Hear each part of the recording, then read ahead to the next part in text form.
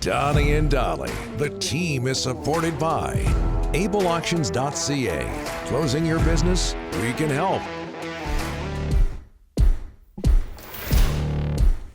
Tuesday, and all of our guests today, including Craig Button, standing by, brought to you by the Bayside Oceanfront Resort. Book your stay at the Bayside and enjoy the many amenities the hotel has to offer, such as oceanfront rooms, free parking, oceanfront restaurant, cafe, indoor and outdoor swimming pools, gym, and more. Call 250-248-8333 or go to their website, BaysideResortParksville.com. Joined now by TSN Scouting Director Craig Button. Craig, thanks for doing this, sir. How are you? I am doing great. How are you guys on this fine Tuesday? Very well. You were with the Dallas Stars when they won the Stanley Cup back in 1999. And for some people, infamously. Where did the team party after that game was won, Craig? Well, we won it in Buffalo. Yes. So obviously you have the celebration. Then we got on a plane and returned to Dallas, and we were in a hotel. We went to a hotel where everybody was sleeping. It was interesting. It was an interesting time because we had to have our final list in for the expansion draft at that time. So we got back into Dallas, I'm going to say maybe about 6 a.m. in the morning, went to the hotel. We were having, obviously it was triple overtime well into the night, and we were having breakfast, some mimosas. That's what we were drinking. And then I think about 10:30 in the morning, everybody kind of dispersed. We had to go back to the arena. I think we were there about 2:00, and we traded Roman Turek. We ended up trading Roman Turek to the St. Louis Blues, and we had a team picture. Our team picture from that Stanley Cup year was taken at just about 5:30 in the afternoon local time in Dallas. So we'd only been back in Dallas for about 12 hours.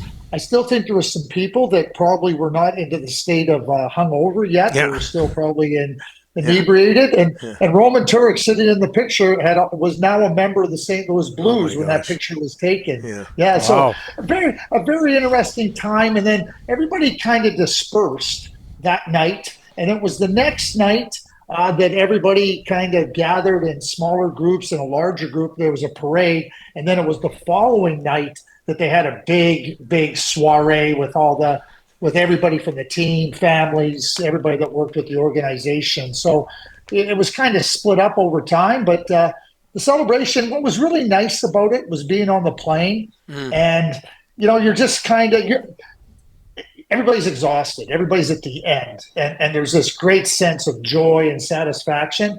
But the exhaustion and knowing that it's over and you've completed something pretty significant was really evident. And certainly there wasn't a lot of enthusiasm to go put the equipment back on again. Let's say that. But there was no thought of going to someplace more exotic than Buffalo or Dallas, like apparently the Celtics did last night. Yeah, they're going to Florida. Yeah, no, there was none of that. There was none of that.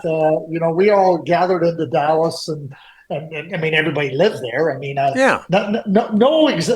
But I think things have changed, Donnie and Rick. I think things are different now than they were back in I don't know, even 10 years ago now. So. Okay, don't say that because you're helping Ryan's argument, Craig. These young kids, Craig. These young kids. Hey, Game 5, Oilers-Panthers tonight. How do you explain what happened on the weekend? 8-1, Oilers. Yeah. Well, I give the Oilers credit. The Oilers, played with some good speed, and they forced the Florida Panthers into mistakes, and they took full advantage. And certainly in the first 3 games, we saw the Oilers make some egregious mistakes, and the Florida Panthers took advantage. If anybody had Janmark, Henrique, and Holloway as the first 3 scorers on their bingo card, the payoff, if that's a parlay, I think the payoff would have been pretty significant. For the Edmonton Oilers, they're going to need some contributions deeper down their lineup if they want to get this to a Game 6. I think there's no question that the Florida Panthers are going to be better than they were in Game 4. And for whatever reason, the game unfolded as it did. Give Edmonton full marks, but you're looking at a team in Florida that knows how to bounce back. And certainly, were not representative of themselves in that game for, I guess, big time loss. Hey, Craig, Rick Tocchet said on Friday that Canucks could lose up to 7 free agents. That's a good chunk of the team, Craig. You see guys like Joshua, Zadorov, Myers, Lindholm. A lot of people are starting to panic, but is there enough time in your eyes, Craig, to try to get these guys done, or are they just going to have to come to the facts that a lot of these guys are gone? Well, I listened to you the other day, it must have been yesterday on the show, talking about Rick Tocchet's comments. And, it's interesting because the coach now, after a very successful season, has all this reason to say, geez, this is my team. I like it. We really came a long ways. And certainly you can understand that from Rick's point of view.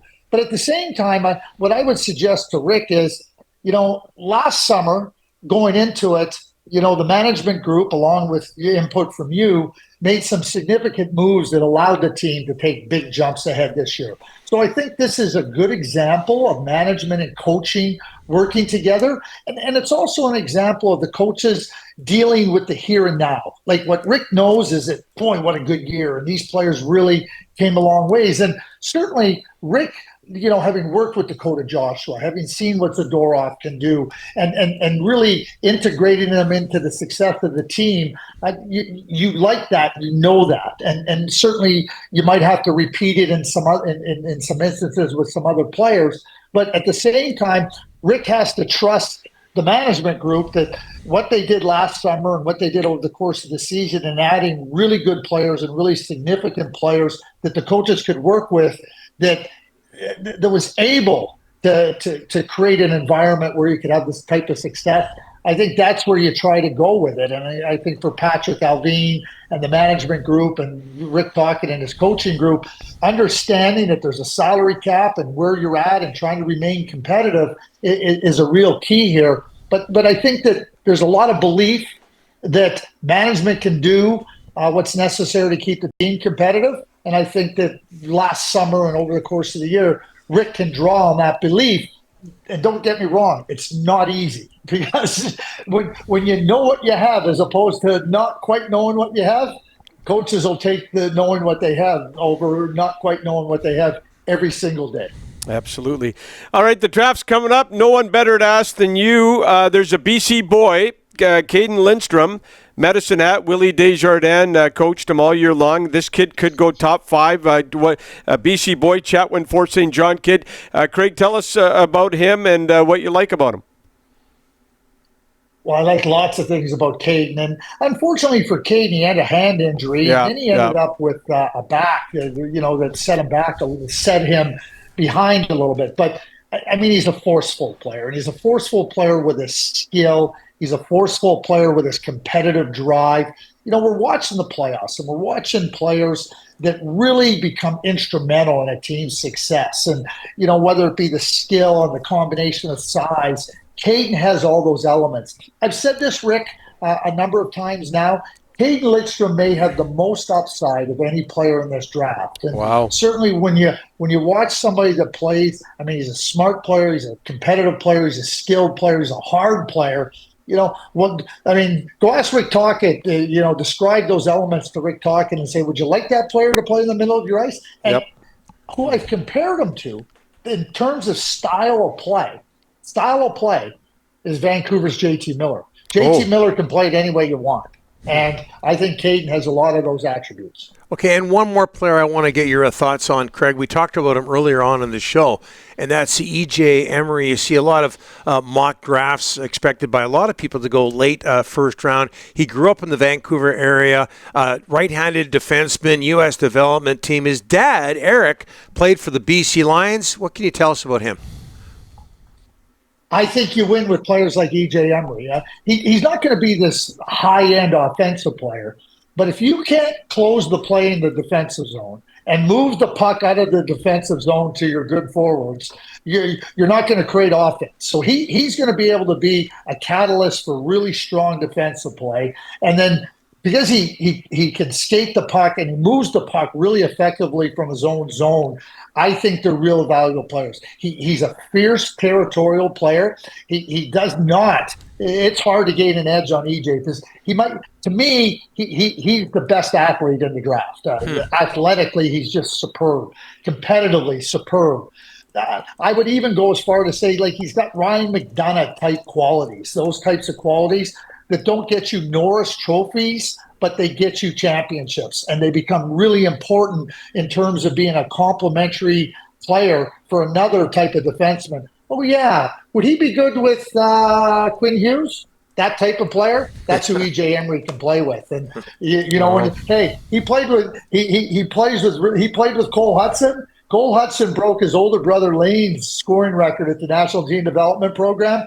Trust me, he doesn't do it if he doesn't have EJ Emery playing on his right side. Wow. I am wearing my Michigan hockey hat today. That's because Quinn Hughes will win the Norris Trophy. I was just going to ask you why you're wearing the Michigan hat. You explained yourself, and fans in Vancouver, thank you for that, Craig. Always happy to be part of your show, you guys. It's always something I look forward to. And like I said, listening to you the other day, Rick, when you were talking about Rick Tockett's comments, I mean, I don't just pay attention to you guys when I'm on with you. Good. That's good to hear. It's good to hear. Craig, thanks for this. Talk to you next week. Yeah. And thanks have a great day.